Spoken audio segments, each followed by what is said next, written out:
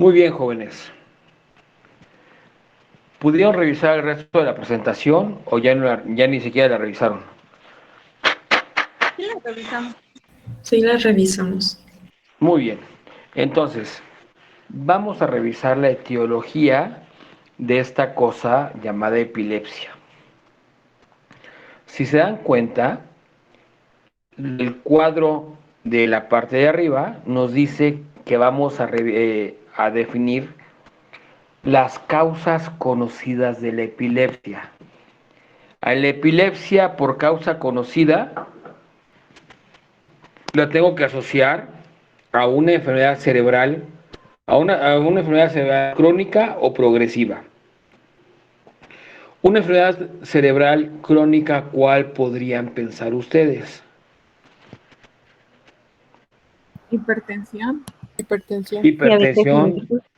diabetes mellitus, ¿qué más? Que afecta al cerebro, ¿eh?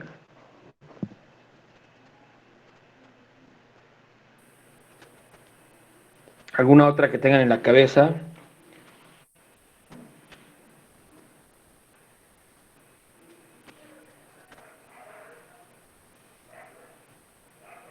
El EBC. Posiblemente el Alzheimer.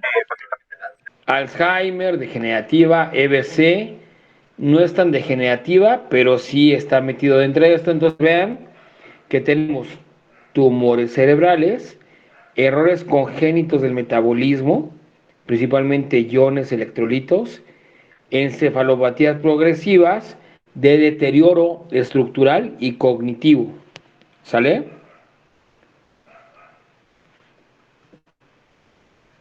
Muy bien, chavos. Y también tenemos las que es por agresión en prenatal, todo el embarazo, infecciones congénitas, citomegalovirus, teratogénesis, una malformación, malformaciones de la línea media, trastornos de migración y diferenciación celular, perinatal, todos los chamacos que se les da circular de cordón, y al tener circular de cordón a los niños, ¿qué les pasa? ¿Qué pasa en su cerebro?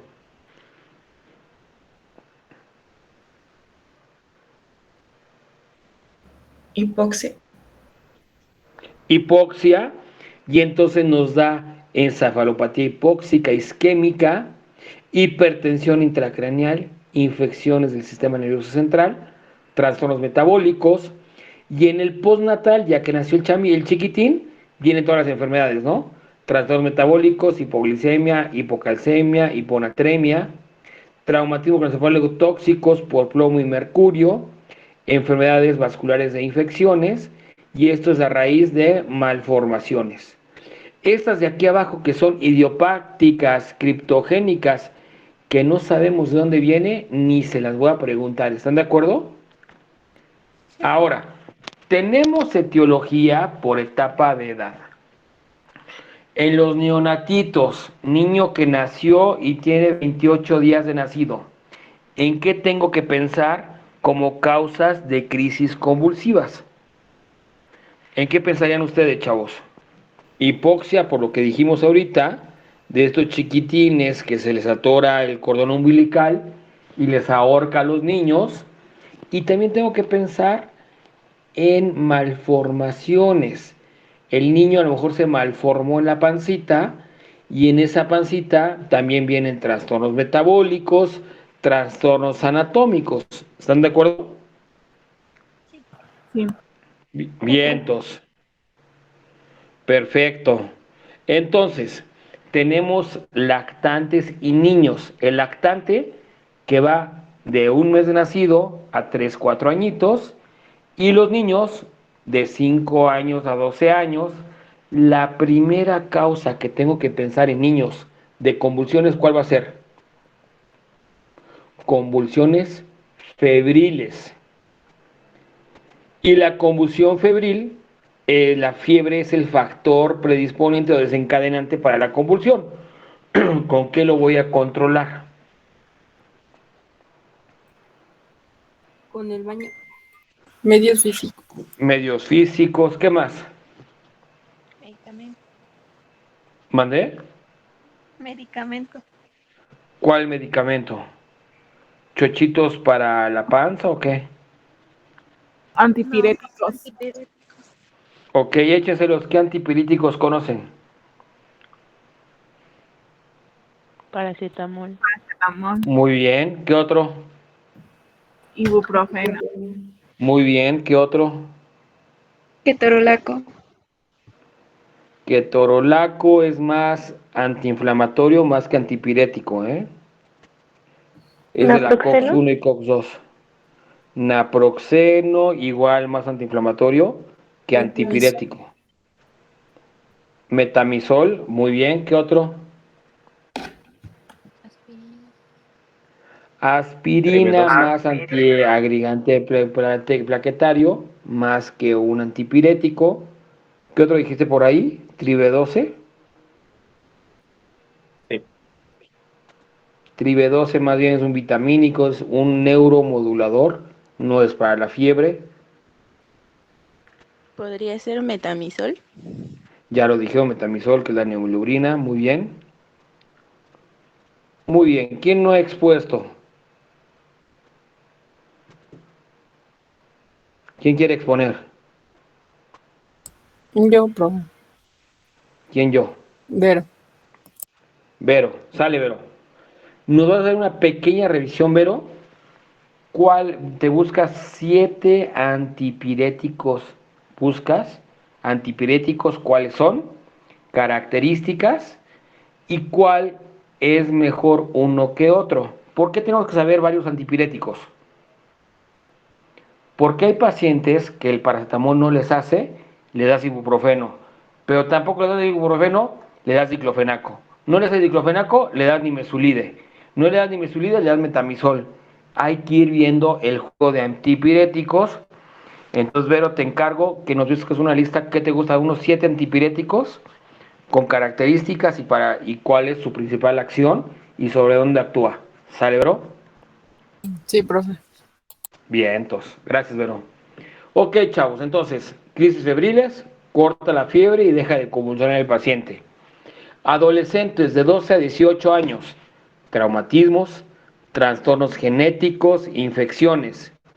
Adulto joven, 18 a 35 años, entramos ahí. Ustedes, bueno, yo no entro ahí, pero entran ustedes. Traumatismos, abstinencia al alcohol y consumo de drogas. En los adultos mayores o ya maduros, arriba de 35 años, enfermedad cerebrovascular, evento vascular cerebral, ¿no? Infartos, hemorragias, tumores cerebrales, abstinencia alcohólica y enfermedades degenerativas del sistema nervioso central. Aquí me regreso a la etapa del recién nacido. ¿Por qué dice aquí abstinencia a drogas? ¿Quién me dice?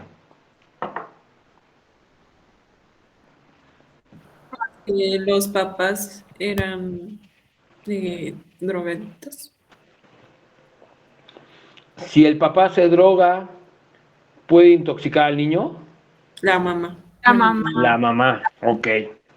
La mamá se droga y así como se droga la mamá, está drogando al niño. Cuando el niño nace y la mamá se sigue drogando, el niño no se droga, ¿y qué le pasa? Privación de la sustancia, y hay datos que pueden simular o pueden originar una crisis convulsiva. ¿Están de acuerdo, chavos? Sí. ¿Entendido? Sí. Vamos a meternos a la fisiopatología. Vamos a entender dónde se origina esta crisis convulsiva. Tenemos 3 factores. El origen de la descarga neural sincrónica, los factores extraneuronales y las conexiones aberrantes. Primero, descarga neural sincrónica. Viene un desequilibrio ¿en qué? En la actividad tanto de excitación de la neurona como de la inhibición. ¿Qué tengo que pensar ahí, jóvenes? En 2 procesos, despolarización y repolarización de la membrana celular. ¿Están de acuerdo? Sí. Perfecto, entonces, cuando hay una mayor excitación, ocurre cuando los neurotransmisores excitadores como glutamato y aspartato incrementan la entrada de sodio y también la entrada de calcio. Y los inhibidores neuronales, que es el cloro y el potasio, ¿qué creen? Se encuentran disminuidos. Entonces nada más va a estar activándose eso. Si estoy activando la despolarización, ¿qué creen? ¿Qué creen que voy a originar? Voy a originar una sobreactividad, y la sobreactividad la llamamos una excitación eléctrica que nos va a dar una convulsión. ¿Sale? Factores extraneuronales, lo que está por alrededor de las neuronas, que cambian, ¿qué creen? La excitabilidad o la información por las concentraciones iónicas extracelulares y modulación de la captación de los neurotransmisores por células gliales. ¿Cuáles son las células de la glía?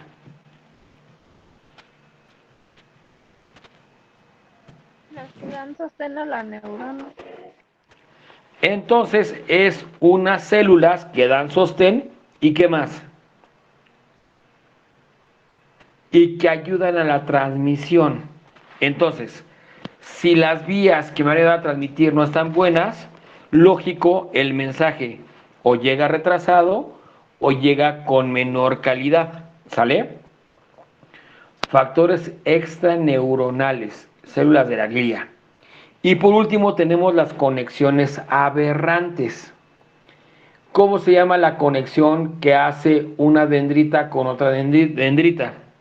Sinapsis. Sinapsis. Sinapsis.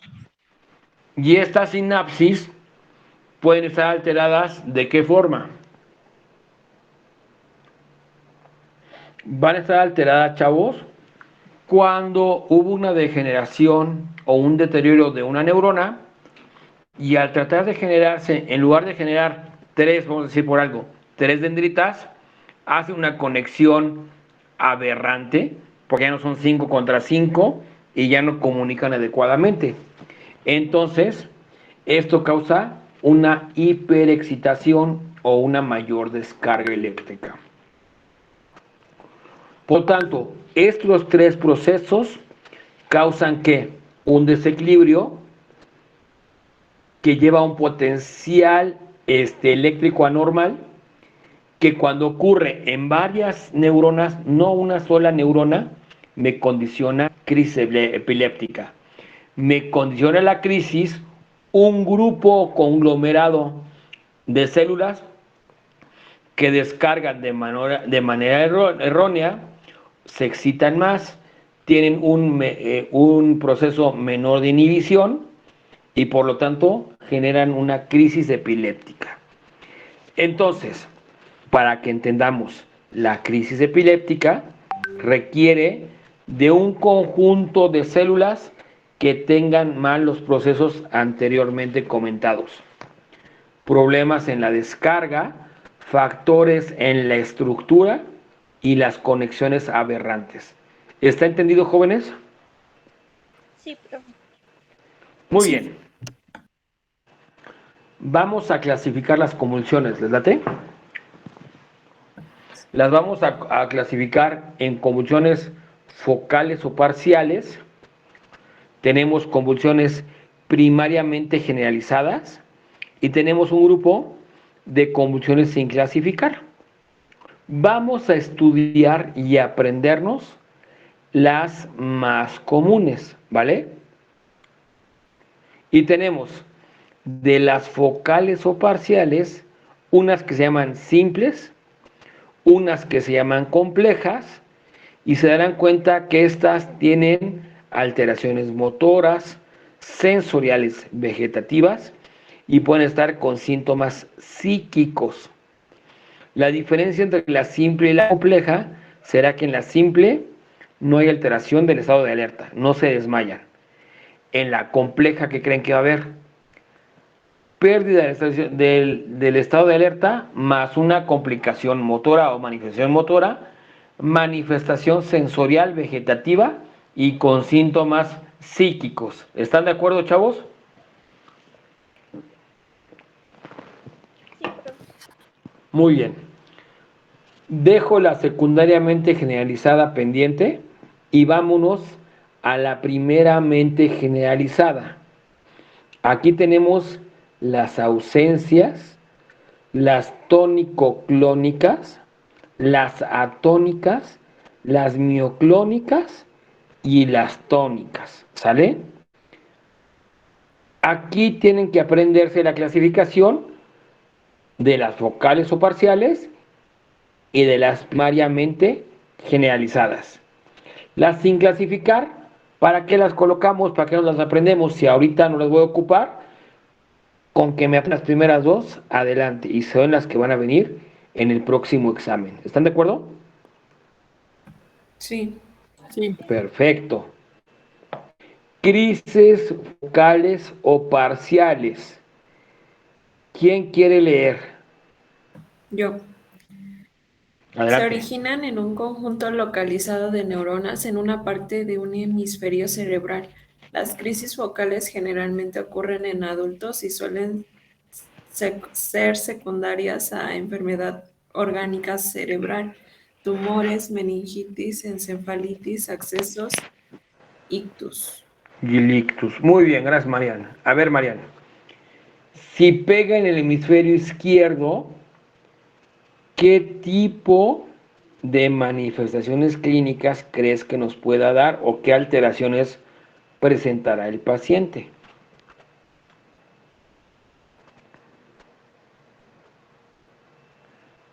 ¿Se acuerdan las funciones del hemisferio izquierdo? Perdón. Es la parte lógica de. ¿Perdón? Es la parte lógica.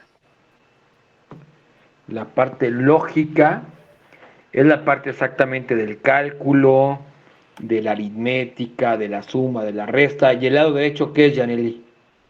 Creativo. La parte artística, ¿no? El arte, lo abstracto, el poeta, podríamos decir. Entonces, si se me afecta el lado izquierdo, ¿qué esperaría Mariana?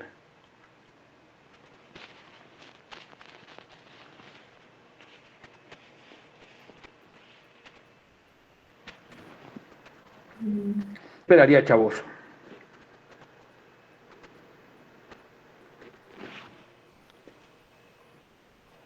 La pérdida de Pérdidas, conciencia. pérdidas de la función de la cuestión lógica, ¿no? Ujú. Problemas para sumar, para leer, para hacer cálculo mental, etcétera, etcétera. Pero a ver, aquí dice algo y es donde recibe el nombre. Crisis focales, que están ¿qué? Enfocadas o identificadas en cierta región del cerebro. ¿Sale? ¿Sí captan esa parte? Entonces, si son focales, vamos a hablar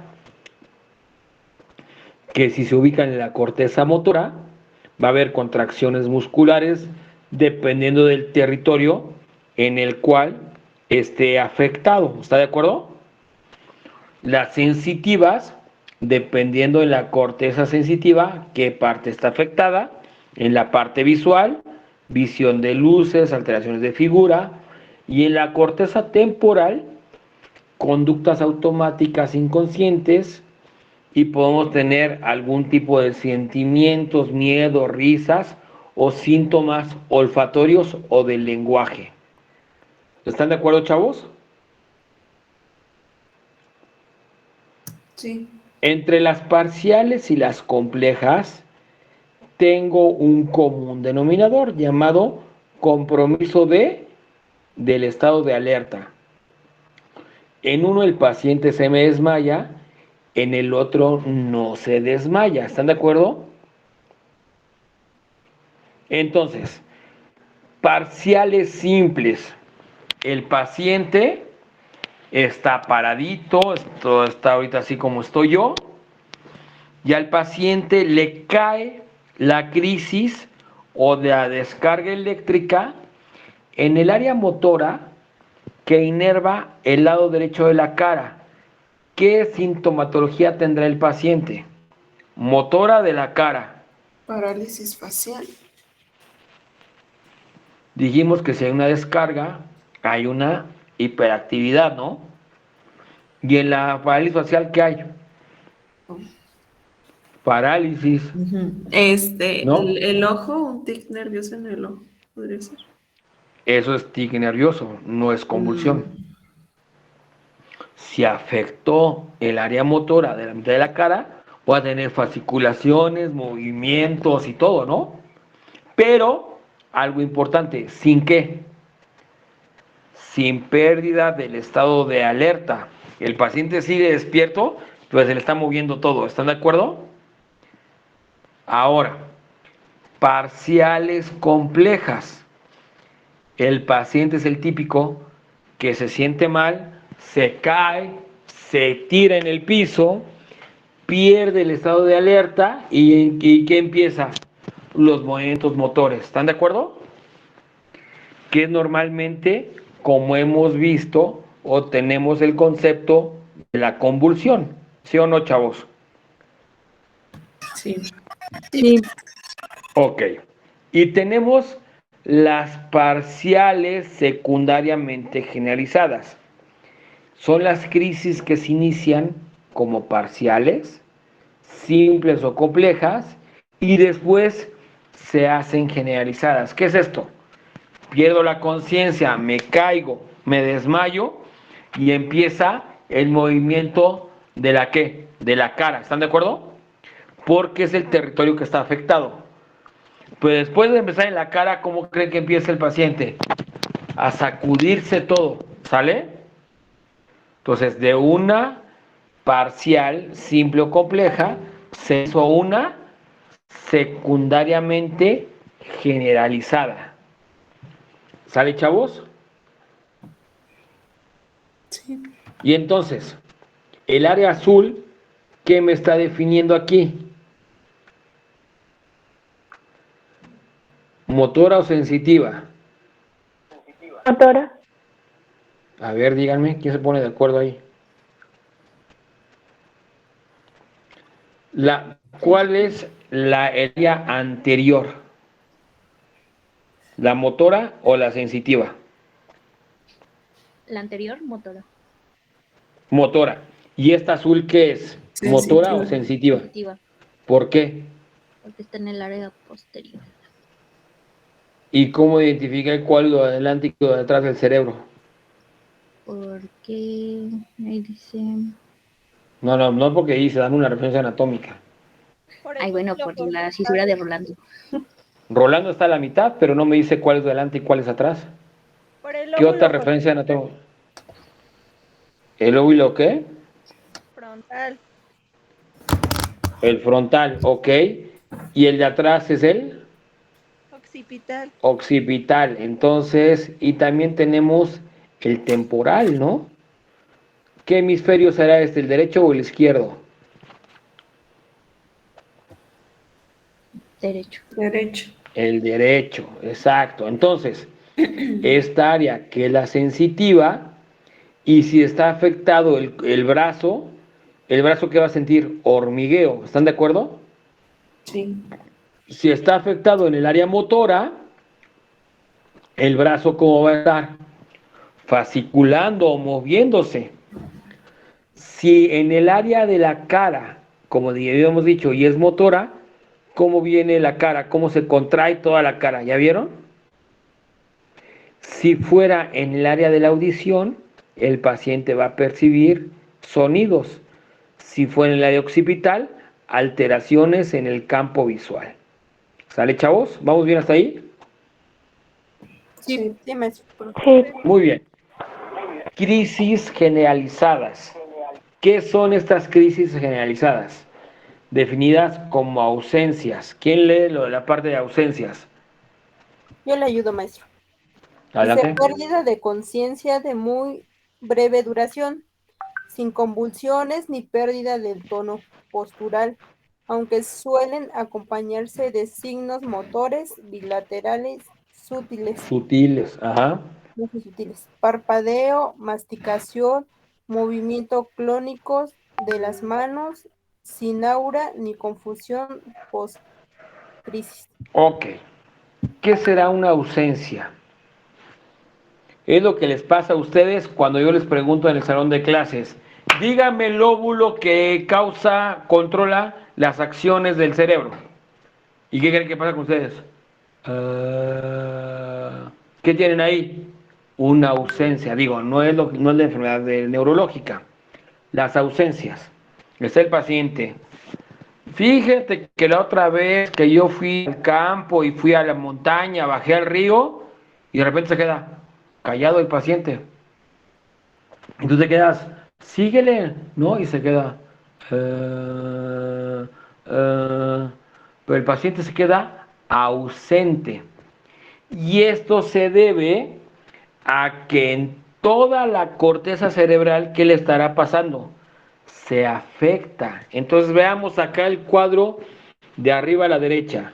Las descargas neuronales afectan a toda la corteza cerebral. Generalmente ocurre en los chiquitines. La pérdida de conciencia es el síntoma inicial. Aquí sí pierde conciencia. No pierdo el estado de alerta, sino que ya no estoy en lugar, persona ni tiempo. Se le va la onda. ¿Están de acuerdo? Suelen ser idiopáticas o de causa metabólica, bajo sodio, bajo calcio. ¿Cómo las voy a identificar, chavos? Comienzan en la infancia de 4 a 8 años y la más de la mitad va a remitir con la adolescencia. ¿Por qué creen que pueda pasar esto?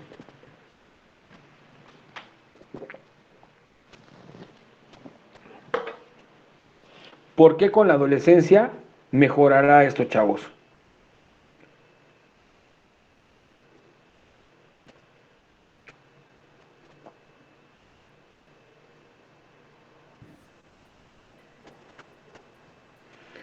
¿Qué diferencia habrá entre un cerebro de un niño al de un adolescente?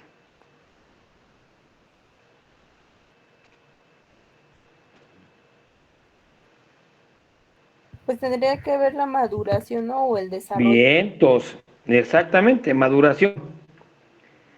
¿Qué cerebro estará más maduro? En el adolescente. Pensemos en el niño. Las conexiones y las redes son inestables, son ahí inmaduras y no están haciendo adecuado contacto. Mando impulso y la otra no lo recibe. Entonces el paciente se queda, ¿están de acuerdo? Y entonces, como va creciendo las neuronas, van madurando, llegan a hacer conexión. Por lo tanto, las crisis de ausencia en adolescentes son menos frecuentes o son remitidas. Hay un término médico que se llama pignolepsia, que son muchas ausencias simples al día. Normalmente no es que sea tan recurrente, pero si el paciente se está desconectando frecuentemente, se llamará pignolepsia. ¿Sale, chavos? ¿Cómo vamos hasta ahí? ¿Bien o no? Profesor, ¿es vignolencia o pignolencia? Pignolencia. Gracias. Pignolepsia, perdón. Pignolepsia. Muy bien, chavos. Entramos a las convulsiones que por lo menos una vez en nuestra práctica profesional las vamos a ver. Las toniclónicas. ¿Alguien me puede decir qué es el tono muscular?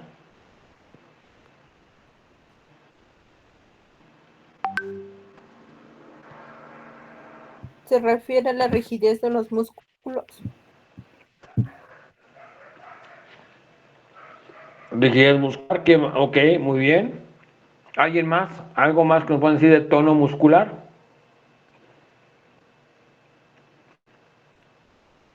Está firme. Que está firme, muy bien. ¿Qué más?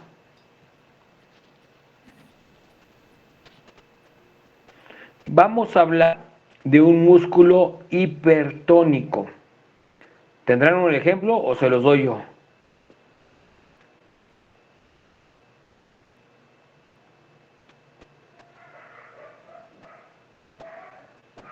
Vamos a pensar, digo, es que ustedes están bien chavitas, pero ahorita se me vino a la mente.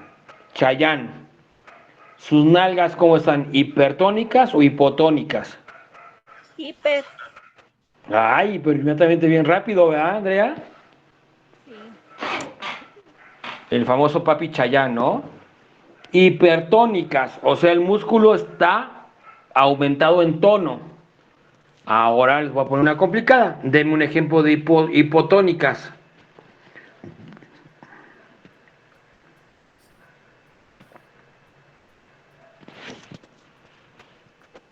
¿Alguien? Un ejemplo de un músculo Podría ser los hipotónico. músculos de la cara.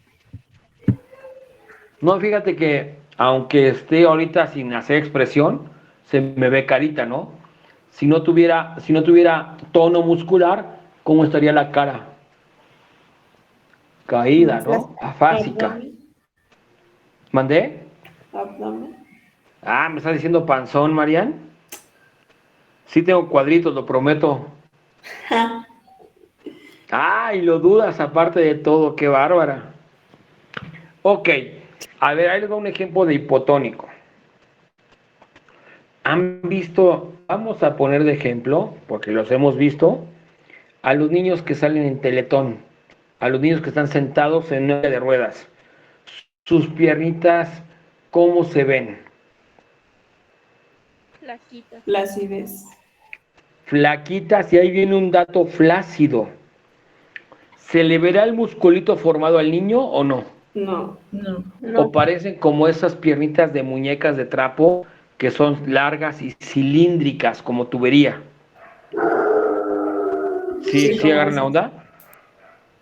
Sí. Sí. Entonces, imagínense esas piernitas de esos niños que andan en silla de ruedas, que ni siquiera mueven el piecito para moverlo, ¿no? Y entonces el tono muscular está hipo ¿qué?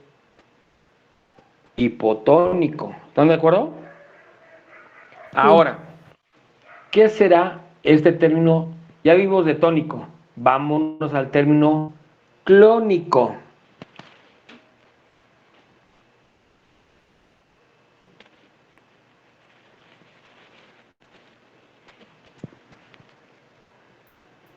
Un músculo con movimiento.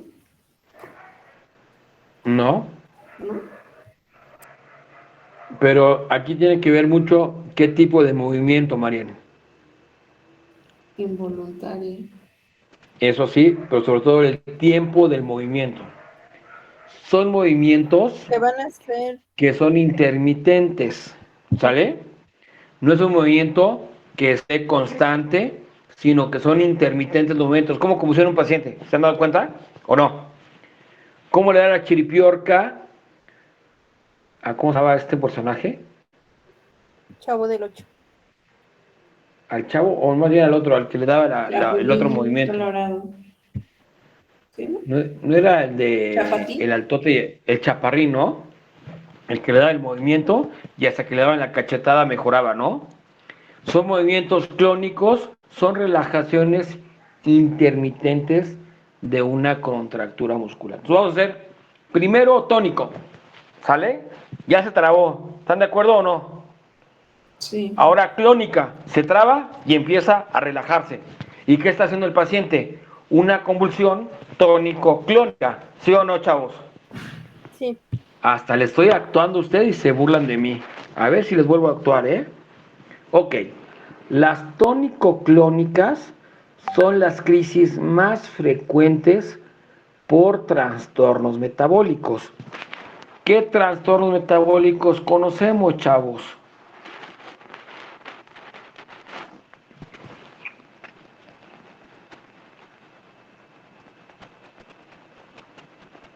Adelante, jóvenes. ¿No podría ser la hiperglicemia? Ok, y si hay hiper, también ¿qué hay? Hipo. La hipo, muy bien. ¿Qué otra parte?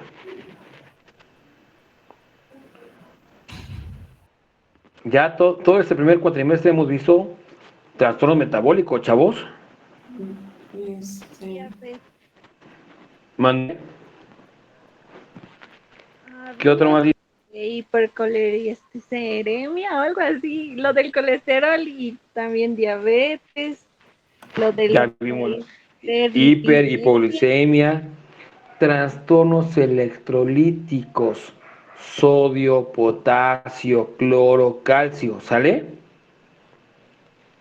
Entonces, todos esos trastornos nos pueden dar una crisis tónico-clónica. A veces, chavos, existe la relajación de esfínteres, mordedura de la lengua, porque hay un trismus o un espasmo tónico de los músculos de la masticación y se llegan a morder. Y la gente, cuando convulsiona el paciente, ¡ay, ya se mordió la lengua! Dejen que se la muerda, no hay problema, pero no le metan ningún lápiz, ninguna pluma, y menos le metan el dedo. Después de todo este periodo de contracción y movimientos, viene un periodo de relajación. ¿Cómo dijimos que se llamaba ese periodo de relajación, chavos? Posictal. Postictal, exactamente, o también se puede definir como un estado postcrítico, posterior a la crisis. Y en ese estado postcrítico el paciente se va a sentir cansado, somnoliento, agotado. Imagínense todos los músculos contraídos, relajados y moviéndose, como si hubiera hecho ejercicio en muy poquito tiempo, el paciente se siente agotado, ¿sale? Tiene confusión mental porque hubo pérdida del estado de alerta y es cuando se encuentran estos pacientes entre 15 30 minutos en lo que se van recuperando. ¿Sale, chavos? ¿Dudas, comentarios? No. ¿Quién dice yo? ¿Nadie? Ok. Por tipo de convulsiones, chavos, tenemos las mioclónicas, que consisten en sacudidas breves, irregulares, generalizadas, localizadas en los músculos del tronco, en las extremidades, en el cuello y en los músculos respiratorios sin periodo postcrítico. O sea, hay movimientos, pero nunca hay este estado postictal. Si únicamente hubo estos mioclonías, hubo estas contracciones, pero sin pérdida del estado de alerta. Las clónicas es una tónico-clónica sin la fase tónica.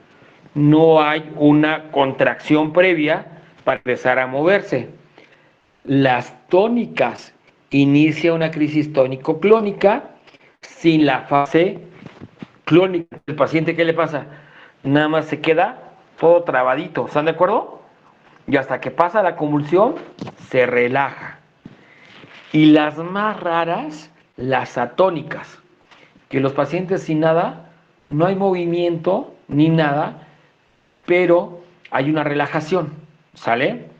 Primero es clónica y posteriormente es tónica, pero son atípicas, entonces ni se las aprendan. Con que se aprendan las mioclónicas, clónicas y tónicas, suficiente, chavo.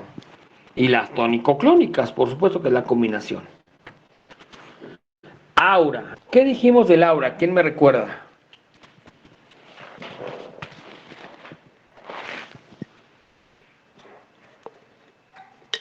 ¿Qué es el aura, chavos?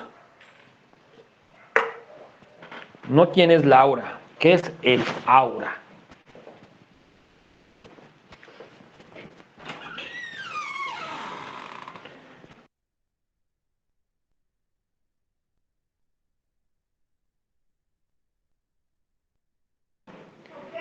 ¿Qué es el aura, chavos? ¿Nadie? ¿Ni porque lo están leyendo jóvenes o están dormidos? Va a ser como una manifestación como un campo energético, ¿no? Que pues los seres humanos poseen. Algo así. Tranquila, cosa más. Dragon Ball, ¿no? No eleves tu ki. ¿Qué es el aura, chavos? ¿No se los dije en la clase pasada? No. No. Ok, con razón, ¿ya ven? Que el momento en el que, antes de que se pierda la conciencia y como que tenemos como el recuerdo todavía de eso, antes de la crisis. El conjunto de síntomas que precede a la convulsión. El aura es justamente este momento antes de que el paciente convulsione. Él tiene síntomas que sabe por los cuales va a convulsionar. ¿Qué es esto? El paciente está parado y te dice, oye, ¿qué crees? Estoy viendo lucecitas y esto me pasa antes de convulsionar. A eso se le llama aura. Oye, ¿qué crees? Estoy parado y ya empecé a oler a llanta quemada. Pero aquí nadie está quemando llanta ni nada por el estilo. Yo huelo a llanta quemada, ¿qué crees? Si no están quemando, voy a convulsionar. Acércame a una silla o acuéstame, porque si no me meto mi golpazo. Ese es el aura. ¿Mande, María? ¿Cuánto tiempo le tienen para...? No hay un tiempo definido del aura, porque el aura dependerá de cada paciente. Así como depende los signos y los síntomas, también depende el tiempo, ¿sale? No hay que digas en 30 segundos voy a convulsionar, no hay un tiempo destinado, ¿sale? Ok. Entonces dice aquí, es una manifestación sensorial, psíquica, que precede inmediatamente a la crisis parcial compleja o tónico-clónica que presenta el comienzo de los episodios. Siempre hay que estar pendientes en los pacientes que ya se conocen con crisis epilépticas de su manifestación de aura, porque podemos anticiparnos y prever a que no haya un golpe, a que no haya una lesión mayor. Muy bien, chavos. ¿Hasta aquí vamos bien? ¿Preguntas o algo? No, profe. Perfecto. El estatus epiléptico. ¿Puedes Adelante, repetir Lupita. lo del aura, por favor? ¿Lo de qué, perdón? Lo del aura. El aura son síntomas que le dan al paciente antes de que les vaya a dar la convulsión. ¿Sale? Ah, gracias. Ok, estatus epiléptico. Este estatus epiléptico es una condición clínica que requiere una atención prioritaria dentro de todas las crisis convulsivas. El estatus epiléptico es un estado en que el paciente, desde que inicia a convulsionar, no se detiene, continúa en convulsión. Entonces imagínense, el paciente empieza a convulsionar en la casa, llega el paramédico y sigue convulsionando. Llegamos al hospital y sigue convulsionando. Estamos ya en la camilla del hospital y sigue convulsionando. A eso se le llama estatus epiléptico, una crisis convulsiva difícil de cohibir o que está siendo persistente. ¿Sale, chavos? El estatus epiléptico, si no lo atendemos o no lo coadyuvamos o no lo coartamos, no lo quitamos, hay un deterioro que neurológico, ¿sale? Porque una crisis convulsiva nos habla de una hiperexcitabilidad de la neurona y una descarga eléctrica constante, ¿sale? Afortunadamente no es tan común, pero si lo llegamos a tener, requiere una atención médica de urgencia. Tenemos factores desencadenantes de la crisis. Entre ellos tenemos abandono a la medicación anticomicial. Al paciente se le indicó que tome el medicamento llamado carbamazepina para que no convulsione. El paciente, por desordenado o porque ya no quiso, ya no se tomó el medicamento. Si no se toma el medicamento anticonvulsivo, ¿qué le va a pasar al paciente? Va a convulsionar. Va a convulsionar. Agua pasa por mi casa, ¿no? Muy bien. Entonces, primera causa, abandono del tratamiento para las convulsiones. Segundo, alteraciones metabólicas. Uremia, la urea se eleva en sangre. Hiper o hipoglucemia. Trastornos iónicos, sodio, potasio, cloro, calcio, que hay alteraciones en las membranas celular. Alteraciones en calcio. También tenemos privación alcohólica brusca, benzodiazepinas y alguna intoxicación por fármacos. En fármacos no vamos a meter porque ya están llevando farmacología. ¿Con quién? ¿Con Alfredo? ¿O quién es la farma? Con el maestro Fidelmar. Ah, con Fidel. Ok. Las menos frecuentes, pero no por ser menos frecuentes, son menos importantes. Tenemos enfermedad cerebrovascular, traumatismo craneoencefálico, tumores cerebrales e infecciones del sistema nervioso central como la meningitis. De estos 4 puntos, enfermedad enfermedad cerebrovascular lo vamos a ver la próxima semana. Traumatismo craneoencefálico en la siguiente unidad. Tumores cerebrales en la tercera unidad. Infecciones del sistema nervioso central en la próxima clase. Ya vieron que porque no son tan frecuentes no significa que no sean importantes, sino que también son importantes, chavos. ¿Están de acuerdo? Sí, maestro. Ok, ¿vamos bien hasta ahí o no? Sí. ¿Con qué vamos a hacer diagnóstico, jóvenes? Justamente como dice ahí y lo que les he enseñado, la parte clínica, anamnesis, pregunto, interrogo, cuestiono, saco información del familiar o del paciente. Segundo, exploración neurológica, 12 pares craneales, los vamos a revisar. ¿Qué estudio auxiliar de imagen creen que pueda ser de más ayuda para sacar diagnóstico de alteración anatómica del cerebro? ¿La TAC? La resonancia La- magnética. El mejor estudio de elección por accesibilidad y por metodología de hacer el estudio es la tomografía axial computarizada. La resonancia magnética, ya que se diagnosticó algún tumor o algo, será el estudio de seguimiento. Pero el estudio gold estándar para alteraciones anatómicas, tomografía axial computarizada. ¿Sale?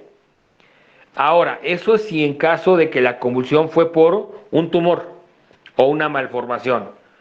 ¿Qué va a pasar si la convulsión es por una alteración de electrolitos? Sodio, potasio, cloro. ¿Qué estudio tendré que tomar? Una química sanguínea. Una química sanguínea que me va a hablar de todo lo metabólico. ¿Están de acuerdo, chavos? Y si quiero identificar el área que está convulsionando, ¿qué estudio tengo que solicitar?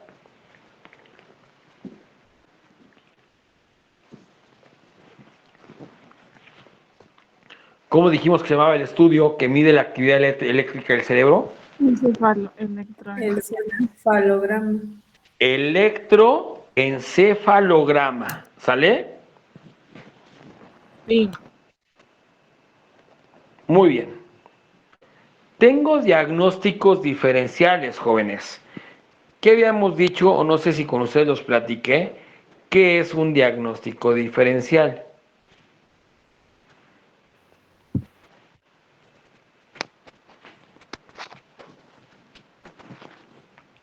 ¿Quién me dice? ¿Qué es lo que lo va a diferenciar de otras patologías? A ver, ahí les va. Mismos síntomas para diferente patología. Y aquí les voy a poner a girar la cabecita. Díganme qué otra enfermedad o qué otro diagnóstico nos puede simular una convulsión. Epilepsia. Bueno, fue crisis, epilepsia y convulsión casi es lo mismo. ¿Qué otro diagnóstico diferencial? Eclampsia. Eclampsia. Hay crisis convulsivas en la eclampsia por hipertensión. Podría ser un ejemplo. Muy bien, ¿qué otro? Podría ser como una Crisis crisis nerviosa. Crisis nerviosa, que la paciente... ¿Qué nos pasa, Gris? ¿Qué cree, profe? Me cortó el novio hace 5 minutos y vengo llorando y en eso empieza a hiperventilar. ¿Y qué crees que hace la paciente, Gris? Su primer signo, se engarrota por berrinche y se le hacen las manitas dobladitas y empieza a sollozar y a hacer el dramafat y me voy a morir y no sé qué. Y la mamá se espanta y esta ya me está convulsionando. ¿Y qué es? Una crisis conversiva, ¿sale? Entonces, dentro de los diagnósticos diferenciales tenemos el síncope, que el síncope, ¿qué es? Una pérdida transitoria del estado de alerta que va acompañada de la paralización momentánea de los movimientos del corazón. Está muy mafufa esta definición, pero yo les voy a dar la otra. Pérdida transitoria del estado de alerta por una hipoperfusión del cerebro. Entonces, ¿qué significa eso? Hay una baja de riego sanguíneo en la cabeza y ¿qué hará el cuerpo para que el paciente le llegue otra vez sangre a la cabeza?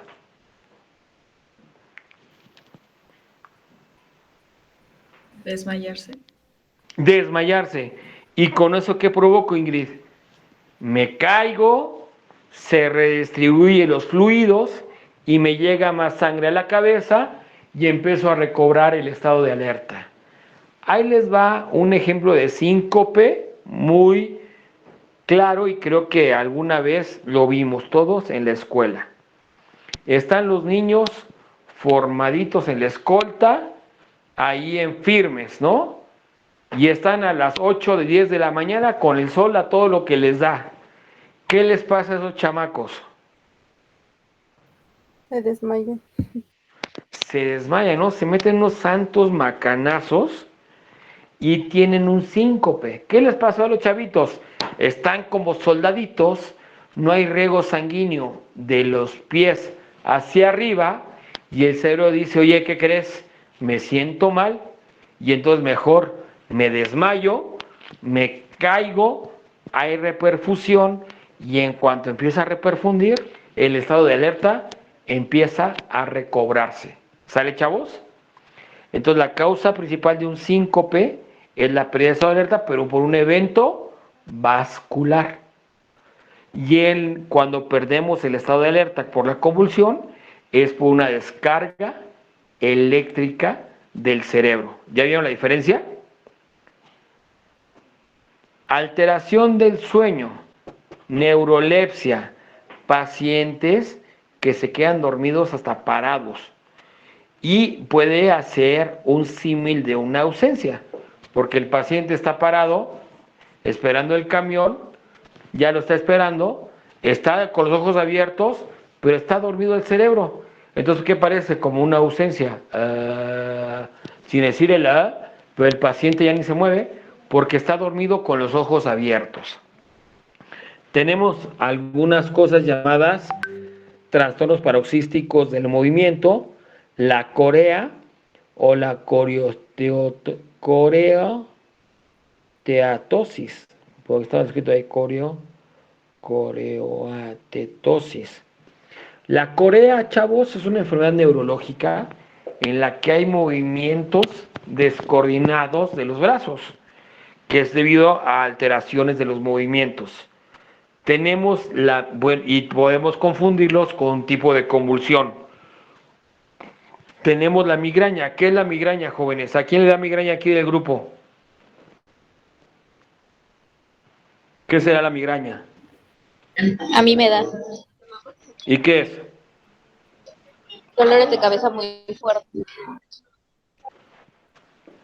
Es un tipo de dolor de cabeza, un tipo de cefalea de origen vascular.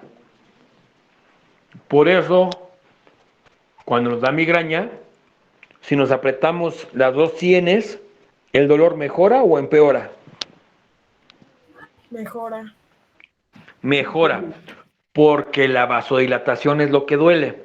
Si la comprimo, mejora un poco. ¿Qué personaje de la independencia padecía de migraña, jóvenes?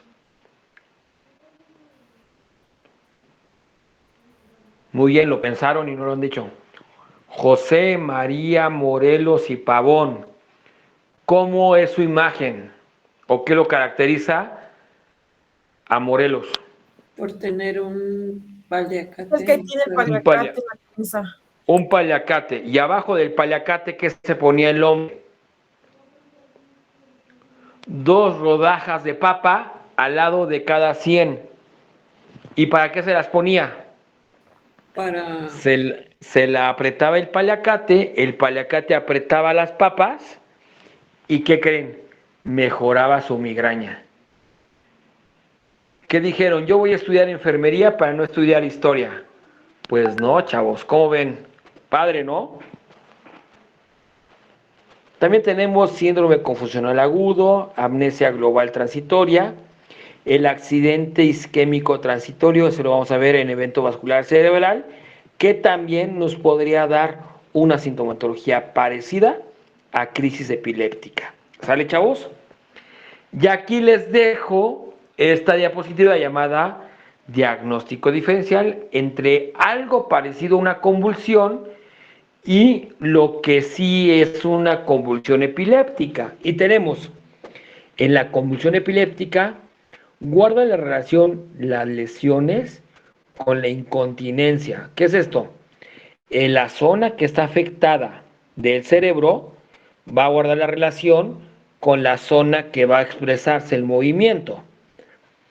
Actividad estereotipada de una crisis a otra.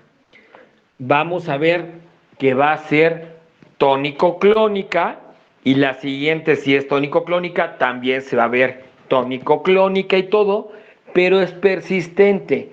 El paciente no está actuando, no está simulando. Hay pérdida de la conciencia, el comienzo es repentino, la evolución es perfectamente escalonada, o sea que es inicio, tónico-clónica, generalizada. ¿Sale? La duración es breve, excepto cuando es en casos de estatus epiléptico. Está la fase postictal y otra cosa es la amnesia. El paciente no se acuerda lo que le pasó, se acuerda antes de que empezó a convulsionar y después de ahí se le borra el cassette. ¿Sale, chavos?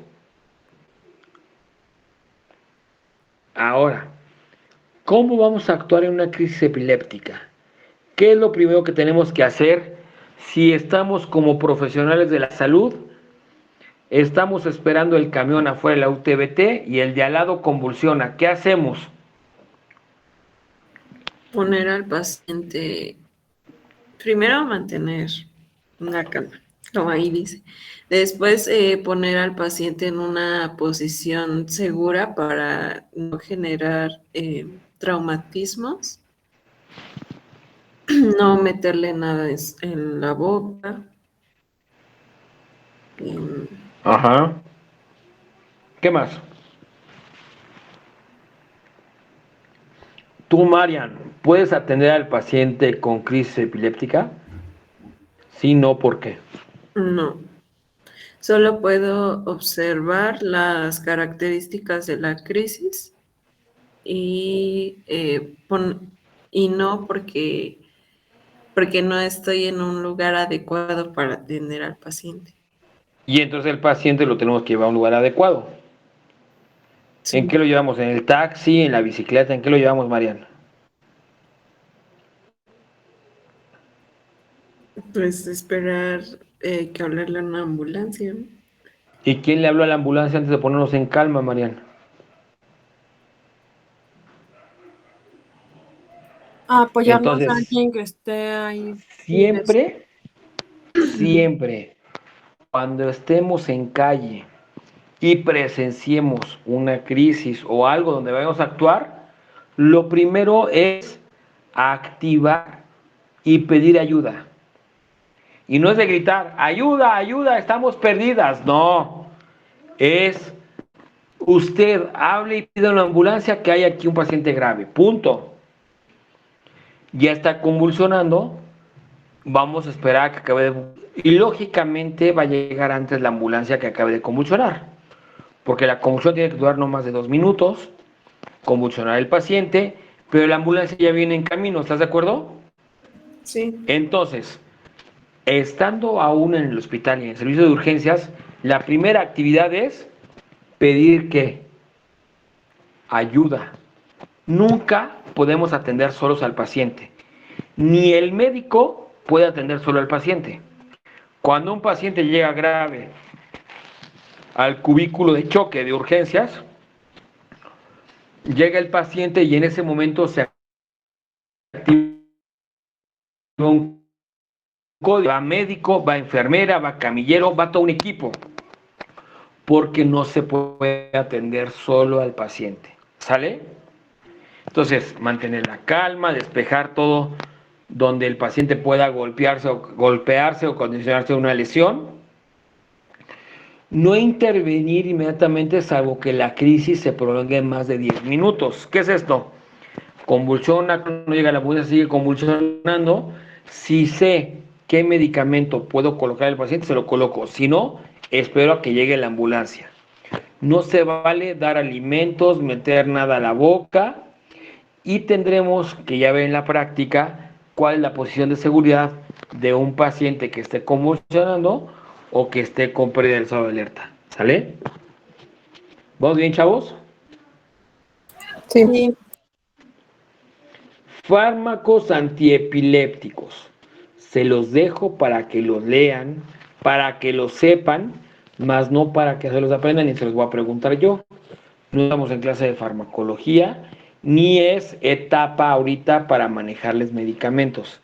Tendrán que asociar nombres para que cuando les diga el médico, métele ácido valproico tantos miligramos en tanta solución para tanto tiempo. O ponle clonazepam tantos microgramos en tantos mililitros para tanto tiempo. Eso sí lo van a tener que saber hacer. ¿Sale, chavos? Sí.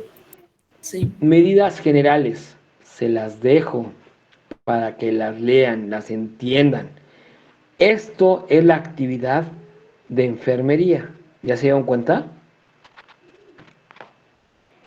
Muy bien, chavos. Preguntas, comentarios, dudas.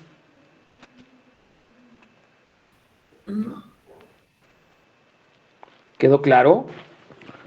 ¿Ya vieron cómo era necesario que este tema de epilepsias lo viéramos en 2 clases? Primero la parte de anatomía para recordar un poco y después la parte de epilepsias. Y así yo creo que está quedando un poquito más claro el concepto. ¿Están de acuerdo? Sí, pues. Vientos. Ok, chavos. Igual tendremos que hacer nuestro mapa mental, ver definición, fisiología, fisiopato, cuadro clínico, diagnóstico, complicación y las actividades de enfermería en una crisis convulsiva en hospital y fuera de hospital. ¿Están de acuerdo?